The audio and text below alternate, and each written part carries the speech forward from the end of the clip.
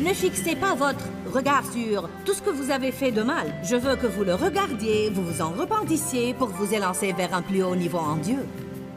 Restez avec nous dans Jouissez de votre vie.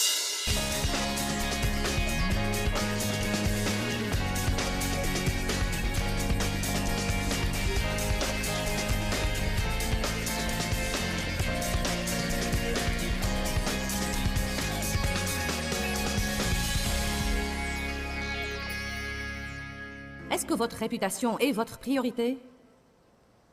Vous maintenir dans une position où tout le monde pense du bien de vous? Est-ce que vous faites plaisir aux gens pour gagner leur approbation et leur acceptation tout en attristant Dieu, préférant leur jugement au sien?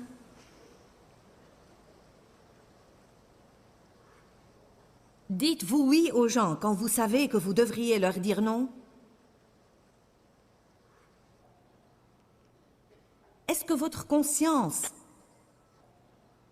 vous reproche et vous accuse pour ce que vous faites, mais vous le faites pour rester dans ce groupe d'amis?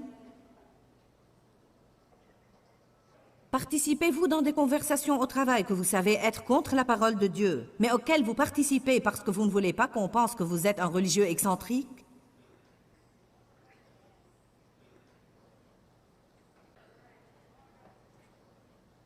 Vous courbez-vous devant les gens par crainte de vous retrouver seul? Est-ce que vous allez participer à des formes de divertissement qui attristent l'Esprit Saint en vous parce que vous ne pouvez pas supporter passer une nuit tout seul?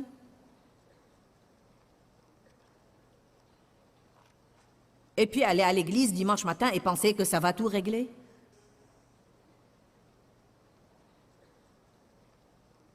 Oh, j'espère que j'établis la culpabilité, non seulement ici, mais à toute personne qui nous voit à la télé, qui nous écoute à la radio ou qui écoute l'enregistrement.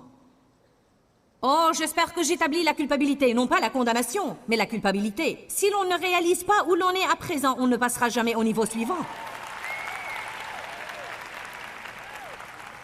Paul a dit, je ne fais qu'une chose, je n'ai qu'un souci, oubliant ce qui est en arrière, je m'élance vers ce qui est en avant. Ne fixez pas votre regard sur tout ce que vous avez fait de mal. Je veux que vous le regardiez, vous vous en repentissiez pour vous élancer vers un plus haut niveau en Dieu. Il n'y a plus aucune condamnation pour ceux qui sont en Christ. Mais vous devez être prêts à continuer. Ne vivez pas pour plaire aux gens, parce que ces gens-là vous volent votre vie. Quand vous avez besoin d'eux, ils ne seront pas là. Ils vous laisseront tomber du jour au lendemain.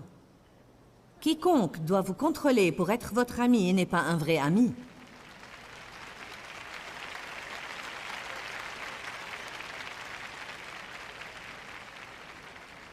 Soyons honnêtes avec nous-mêmes sur ce que sont nos priorités. Regardons la vérité en face et commençons à faire des changements. Dites, je veux faire des changements. Est-ce que vous croyez que vous auriez besoin de faire certains changements dans votre vie pour mettre vos priorités dans le bon ordre? Quelles sont les choses que la Bible nous dit de mettre en premier? Donner avant de dépenser. Ézéchiel chapitre 20 dit qu'on doit apporter nos prémices, les meilleurs prélèvements sur nos biens. Ce qu'il y a de mieux. Le meilleur. Pas les restes, mais la meilleure partie de votre journée. La meilleure partie de ce qu'on a. Proverbe 3:9 dit « Honore l'Éternel avec les prémices de tous tes revenus ». Vous savez, quand ils offraient les prémices, j'ai eu une petite révélation. La première moisson qui sortait de la terre était ce qu'ils remettaient à Dieu. Quand ils donnaient ça, ils n'avaient aucune garantie absolue à 100% qu'ils allaient avoir d'autres moissons.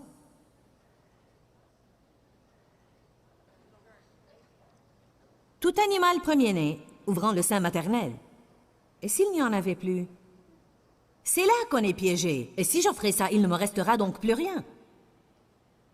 Nous devons aimer Dieu tellement qu'on préférerait ne rien avoir plutôt que le chagriner.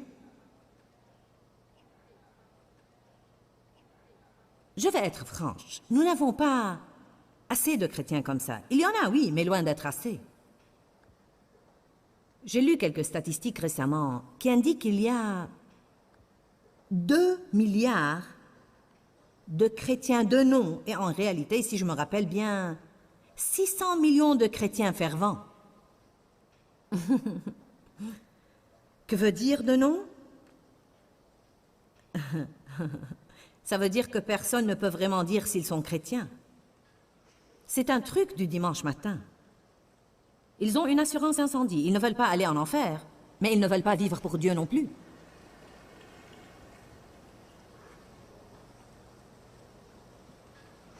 Allez à 1 Roi 17.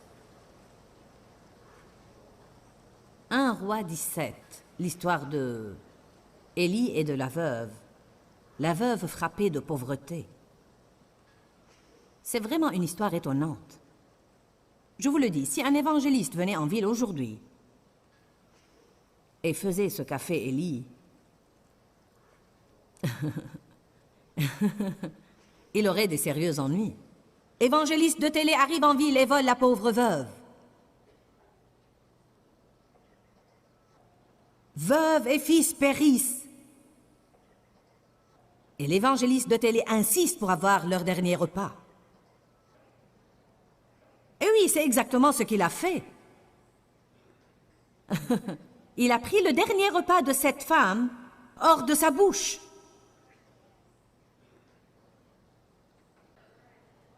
Verset 9. Lève-toi, va à Sarepta qui appartient à Sidon, tu y habiteras. J'ai ordonné là-bas à une femme, à une veuve, de te ravitailler. Il se leva, partit pour Sarepta et parvint à l'entrée de la ville. Il y avait là une veuve qui ramassait du bois. Il l'appela et dit, va me chercher un peu d'eau dans la cruche pour que je boive. Dès qu'il l'a vue, donne-moi quelque chose. Il ne lui a même pas demandé comment elle allait. Donne-moi quelque chose. Donne-moi, donne-moi. Ces prédicateurs ont toujours la main tendue. Je veux dire, foutez-nous la paix. Ne pensez-vous pas que Dieu pourrait trouver une autre manière de supporter la prêche de l'Évangile s'il le voulait vraiment? Il pourrait me mettre dans un endroit où je n'aurais plus jamais à faire une collecte ou dire quoi que ce soit sur l'argent à vie. Il pourrait ordonner à des milliardaires du pétrole de me donner quelques puits de pétrole et de dire « Je t'apprécie, Joyce. Tu as aidé ma femme, c'est une bien meilleure épouse maintenant. On s'entend tellement mieux et elle est si gentille et facile à vivre. Joyce, je te suis si reconnaissant. Elle était difficile à vivre avant qu'elle n'ait découvert ton enseignement. J'ai en fait beaucoup de puits de pétrole et je veux te donner un champ pétrolifère pour que tu n'aies plus jamais à faire des collectes. Dieu peut le faire. Dieu peut le faire. »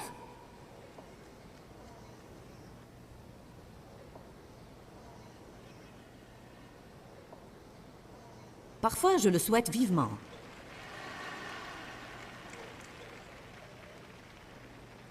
Parce que de temps à autre, en tant que prédicatrice, vous en avez plutôt marre de repasser sur ce que vous savez que la moitié des gens pensent quand vous essayez de les pousser à obéir Dieu pour qu'ils puissent être bénis. On appelle ça la persécution. Et donc, elle est partie lui chercher de l'eau. Il l'a hélée et a dit « Et apporte-moi à manger pendant que tu y es !» Elle s'est retournée et dit « Par la vie du Seigneur, ton Dieu, Élie, je suis vraiment sérieuse à ce sujet. Je n'ai rien de prêt. J'ai tout juste une poignée de farine et un tout petit peu d'huile dans la cruche. Je ramasse ces quelques morceaux de bois. Je vais rentrer préparer ces aliments pour moi et mon fils. Nous mangerons après quoi nous mourrons. » Je ne pense pas qu'Élie fut transportée de joie à l'idée que Dieu l'envoie à une pauvre veuve démoralisée pour qu'elle prenne soin de lui, le puissant prophète de Dieu. Je ne crois pas que ça l'ait vraiment ravi, et je sais ce qu'il a ressenti. Élie lui dit alors, « Ne crains pas, ne crains pas. Dès que Dieu nous dit de donner notre premier ou notre dernier ou notre unique, la peur nous grippe le cœur. Et moi alors, et moi alors, et moi alors, et moi alors, et moi, et moi. Qu'est-ce qui va m'arriver moi? Qu'est-ce qui va m'arriver moi? Si vous n'en avez pas suffisamment pour pourvoir à vos besoins de toute façon, pourquoi ne pas mourir 5 minutes plus tôt et saisir l'occasion de planter une semence? Peut-être que vous aurez une moisson. Ne soyez donc pas attentifs aux besoins, mais aux semences.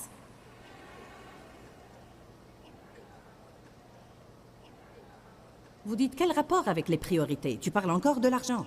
L'argent a un rapport total avec les priorités, car si Dieu est notre priorité première, on ne va pas être indigné quand on parle de l'argent.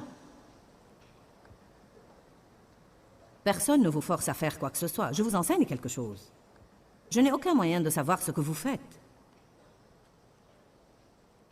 Donc Élie lui dit, ne crains pas. Rentre et fais ce que tu as dit. Seulement avec ce que tu as, fais-moi une petite galette, d'abord. Que tout le monde dise d'abord. Non, Élie, tu n'as pas bien compris. Je n'en ai pas assez pour 3 personnes. Moi et mon fils. Manger et puis mourir.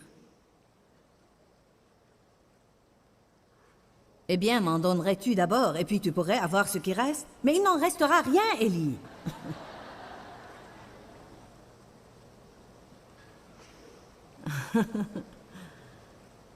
Allons, ils étaient des gens comme nous. Vous n'allez pas me dire qu'elle n'est pas passée par un certain processus. Je ne pense pas qu'elle ait sautillé. Oui. Elle a dû penser qu'Élie était dans une mauvaise passe. Car ainsi parle l'Éternel, cruche de farine ne se videra, jarre d'huile ne désemplira jusqu'au jour où l'Éternel donnera la pluie à la surface du sol. Elle fit comme Élie avait dit. Elle mangea, elle, lui et sa famille pendant plusieurs jours. La cruche de farine ne tarit pas et la jarre d'huile ne désemplit pas, selon la parole que l'Éternel avait dite par l'intermédiaire d'Élie. Combien de millions de personnes ratent leur miracle parce qu'ils ne font pas ce que Dieu leur dit de faire? Ça coûte trop cher, c'est trop dur, c'est beaucoup trop. Ce n'est pas juste, ce n'est pas correct. C'est mon unique, c'est mon dernier.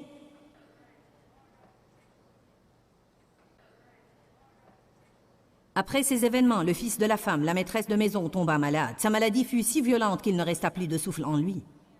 Cette femme dit alors à Élie, « Qu'y a-t-il entre moi et toi, homme de Dieu? Es-tu venu pour me rappeler ma faute et faire mourir mon fils ?» Il lui répondit, « Donne-moi ton fils. » Et il le prit des bras de la femme et le porta dans la chambre haute où il logeait et le coucha sur son lit. Ça aussi pourrait avoir l'air un peu bizarre. Élie avait une onction sur lui. Une onction de résurrection des morts. En s'étendant sur l'enfant, il transférait l'onction. Puis il invoqua l'Éternel en disant, « Mon Dieu, veux-tu du mal même à cette veuve qui m'héberge au point que tu fasses mourir son fils? Son dernier repas ne suffisait-il donc pas? Maintenant tu vas faire mourir son fils? » Et Élie s'étendit 3 fois sur l'enfant. Dieu merci qu'il n'a pas abandonné facilement, parfois on laisse tomber trop vite. Et invoqua le Seigneur en disant, « Mon Dieu, que l'âme de cet enfant revienne en lui. » L'Éternel écouta la voix d'Élie, et l'âme de l'enfant revint au-dedans de lui. Vous savez ce que ça me dit? Si cette dame n'avait pas donné ce peu de nourriture, elle n'aurait pas eu ce miracle non plus, parce qu'Élie ne serait pas restée chez elle. Savez-vous ce qu'elle serait devenue? Elle aurait eu un fils mort. Et elle aurait trouvé la mort elle-même parce qu'ils allaient mourir de faim. Mais parce qu'elle était prête à donner ce petit peu, qui semble en fait si risible, parfois ce que Dieu nous demande de donner semble carrément ridicule. Franchement risible. L'autre jour, quelqu'un a remarqué ma bague et a dit « C'est une belle bague ». J'ai dit « Oui, quelqu'un me l'a donnée ». « Est-ce que c'est vrai, ça ?» J'ai dit « Ah oui, j'ai reçu beaucoup de bagues. C'était l'une des premières choses que j'ai données.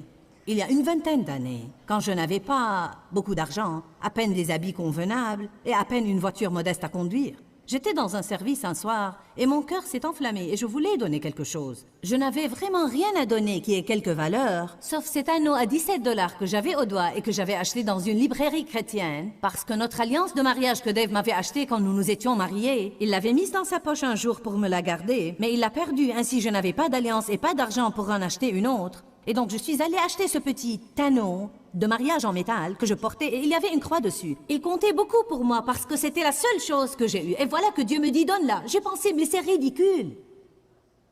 Qui voudrait l'avoir? Personne n'en voudrait, mais c'était la seule chose que j'avais et qui avait beaucoup d'importance pour moi. Finalement, je l'ai donnée et j'ai passé 3 ans sans alliance de mariage au doigt. Je me sentais stupide, mais je remettais ma confiance en Dieu qu'il m'en donnera une plus jolie.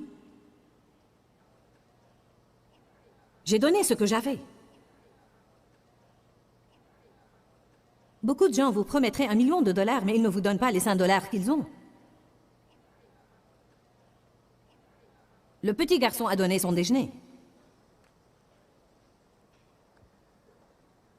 Jésus a ravitaillé les multitudes avec 5 pains et 2 poissons. Si Dieu est premier dans notre vie, on ne va pas discuter avec lui des questions d'argent. Je ne vais plus en parler plus longtemps, parce que si je le fais, vous allez avoir des idées noires sur moi. Et je vous taquine. Voici une bonne chose que la Bible nous enseigne à faire en premier. Nous devons d'abord nous examiner nous-mêmes et ensuite nous verrons mieux comment aider d'autres à changer.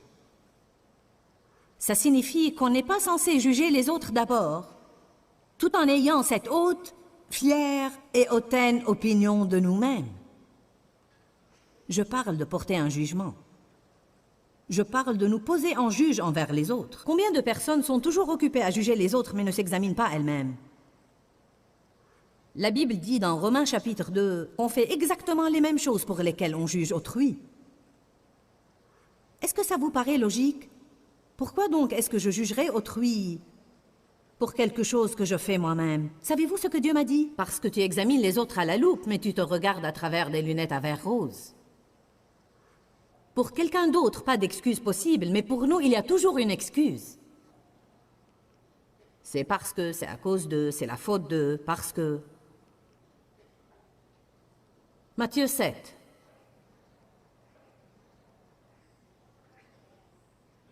D'abord, je dois m'examiner moi-même avant d'accuser quiconque d'autre et de décider ce qui ne va pas avec eux. D'abord, dis tous d'abord. D'abord, je dois m'éprouver moi-même. En fait, quand quelque chose me déplaît et je pense « Ah, ça, ce n'est pas bien, je ne pense pas qu'il devrait faire ça », peut-être que je devrais d'abord dire « Voyons, est-ce que je fais ça ?» Ou même « Est-ce que je fais quelque chose de pire encore ?» Aux yeux de Dieu, le jugement qu'on porte sur les gens est parfois plus détestable que ce qu'ils font. M'avez-vous entendu? Parfois, le jugement qu'on porte sur autrui et la manière avec laquelle on parle à leur sujet, qui ne démontre pas l'amour de Dieu, est réellement un pire péché aux yeux de Dieu que la raison pour laquelle on les juge. Dieu dit, ne vous posez pas en juge afin de ne pas être jugé, car c'est de la façon dont vous jugez qu'on vous jugera. Matthieu 7.1. Ne jugez, ne critiquez et ne condamnez pas autrui afin de ne pas être jugé, critiquez et condamnez vous-même. Car c'est de la façon dont vous jugez, critiquez et condamnez autrui qu'on vous jugera, critiquera et condamnera, et c'est la mesure dont vous vous servez pour les autres qui servira aussi de mesure pour vous. Verset 3. Qu'as-tu à regarder de l'extérieur la paille qui est dans l'œil de ton frère, et ne remarque et ne considère pas la poutre qui est dans ton propre œil? Une autre traduction dit « Pourquoi essayes-tu d'ôter la paille de l'œil de ton frère alors que tu as un poteau téléphonique dans ton œil ?» Verset 4. Ou comment vas-tu dire à ton frère « Attends que j'ôte la paille de ton œil, toi qui as une poutre dans le tien ?» Toi, hypocrite, homme au jugement perverti, ôte d'abord la poutre de ton œil et alors tu verras clair pour ôter la paille de l'œil de ton frère. Qu'est-ce qui se produit? Si vous pouvez imaginer que j'ai un arbre entier qui me sort de l'œil... OK? Monte ici une minute, Sandy. Apporte quelque chose. Avez-vous quelque chose qui est long? Supposons que Sandy a ce petit grain de poussière dans l'œil. Et moi, j'ai ce grand truc qui me sort de l'œil. Mais je vais essayer de la changer.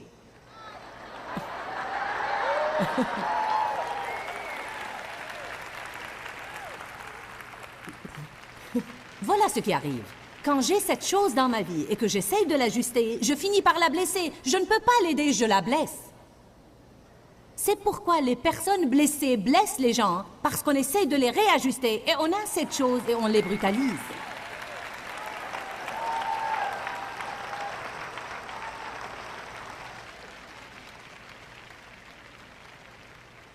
Que de fois les gens vous disent « Tu m'as vraiment blessé ». Vous n'essayez probablement pas de les blesser. Vous avez pensé que vous les aidiez, mais si on ne jette pas un bon coup d'œil tout d'abord vers nous-mêmes, avant de porter le regard aux autres, on le fait avec une certaine attitude. On reconnaît nos priorités quand on s'examine et on regarde la vérité en face. On doit être sincère avec soi-même. Chacun de nous doit se poser des questions comme « Quelle est la première chose à laquelle je pense le matin et la dernière chose le soir? » Voilà probablement une de mes priorités. Est-ce que je porte un jugement sur autrui? Peut-être que je fais des affaires des autres une trop grande priorité alors que je dois m'occuper de mes propres affaires plus. Je dois me répéter ça régulièrement. Est-ce que je dépense l'argent que je devrais donner au Seigneur? Si oui, alors ce que je veux met une plus grande priorité que ce que la Bible me dit au sujet de mes finances. Est-ce qu'on fait notre programme d'activité et les choses qu'on veut faire avant de passer du temps avec Dieu? Est-ce qu'on passe trop de temps à parler de nos problèmes et pas assez à parler de la grandeur de Dieu? Aujourd'hui, pour terminer, je veux prier pour tous ceux qui sont malades, Quiconque qui a un malaise dans le corps ou une maladie, je veux prier pour vous aujourd'hui. Parce que la Bible dit que Jésus est celui qui nous guérit. La Bible nous dit « Imposez les mains aux malades et ils seront guéris ». Je ne peux pas venir imposer les mains à chacun de vous, mais je peux tendre les mains vers vous et je peux croire que l'onction de Dieu va être dispensée dans votre vie alors que je fais ça. Je vous encourage également à toucher tout simplement l'endroit de votre corps qui vous fait mal. Allez-y, posez la main sur cette partie de votre corps où il y a la douleur, la maladie ou l'infection, et nous allons croire que l'onction qui est en vous vous sera rapportée à nouveau en vous pour amener la guérison à votre corps. Vous pourriez penser « Hey Joyce, je ne crois pas à toutes ces choses. » Eh bien, nous avons présenté un témoignage tout récemment sur notre programme ou qui sera diffusé prochainement. C'est le témoignage d'une femme qui m'a entendu à la télé proposer de prier pour les gens comme ça. Elle avait été malade presque toute sa vie. Elle a posé les mains sur la partie malade et a été guérie et n'a eu aucun problème depuis. Alors ne doutez pas Dieu, ça ne coûte pas plus cher de croire que de douter. Et donc croyez que Dieu peut faire quelque chose en vous aujourd'hui. Père, nous venons à toi au nom de Jésus. Te remerciant que tu as subvenu non seulement à notre salut, mais aussi à notre guérison. Tu nous aimes, Éternel, et tu veux qu'on soit en bonne santé, guéri et rétabli, c'est ta bonne volonté pour nous. Nous te remercions, Éternel, que tu es avec nous durant notre maladie et quand on éprouve de la douleur. Mais tu veux également qu'on se porte bien. Je prends le pouvoir sur la maladie et les infirmités. Je vous réprouve au nom de Jésus. Et je vous dis, soyez guéris dans le nom de Jésus. Père, ta parole dit, par ses meurtrissures, nous sommes guéris et nous sommes rétablis. Par les plaies de Jésus, nous sommes guéris et rétablis. Nous réclamons cette guérison maintenant, au nom de Jésus. Amen.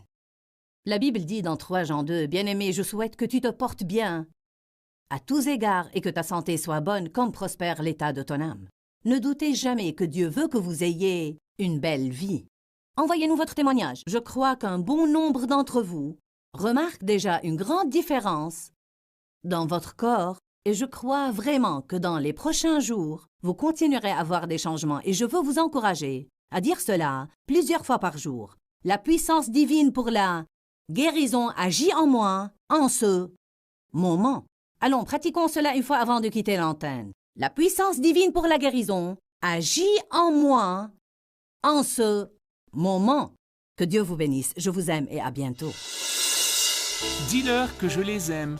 Dans ce livret, Joyce Meyer donne une révélation de l'amour de Dieu pour nous. Pour obtenir ce livret gratuitement, écrivez-nous à Joyce Meyer, boîte postale 40095-6300, Larnaca, Chypre. Ou bien visitez notre site web www.joycemeyer.org/fr.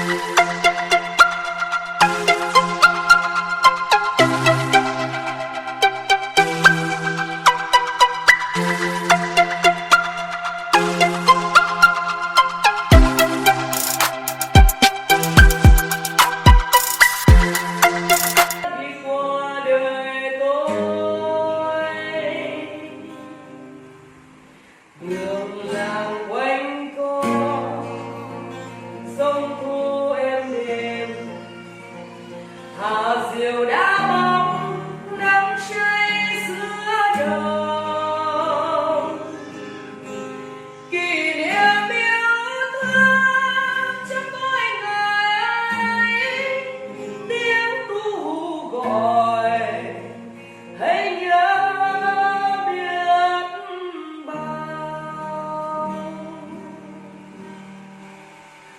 Tôi xa quê bao năm tháng qua, nhưng trong trái tim không bao giờ xa. Lời mẹ ru con hiu hiu chưa hè mùa lụt nước